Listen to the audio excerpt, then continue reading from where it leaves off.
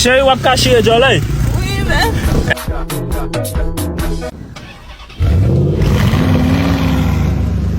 Yo. Kabela. Komandan? Pot papier machine nan men. Komandan bliye ma chak papye. Comment oublier ma chaque papier men? Fot mwen map kou al mene l'hopital la men. Oh, ça madame au men. Li preska akouche men.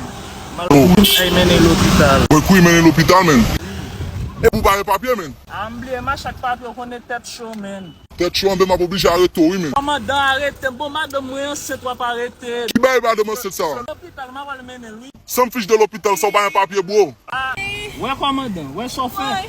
Konya m tapal jere ben la men pou la akouche men ou fè sa. Seule façon pour me quitter aller là, gâteau chiré bon. Comment madame geta chire? Ou méchant pile madame moi enceinte mal mener l'hôpital ou dit pour me chire elle. Oui men, c'est ça m'a parlé tout pas un papier men. Commandant et bien ma président chire oui. Wa ki madame pour qui chiré bro. Comment moi que madame non? Madame moi enceinte oui men. Yo, qu'on est depuis moun marié nous font seul men, nous pas cacher ou seul men. Commandant bon ouais femme non enceinte men. Yo dégage chiré men. Eh bien commandant pas un problème, m'a pas le chire jolay. Chérie wap ka chire jolay? Oui, men. Eh bien OK, pas un problème, y a président chire jolay mais ou méchant. À l'aise, fais Jolem show. Chaud là. Fais Jolem show bro.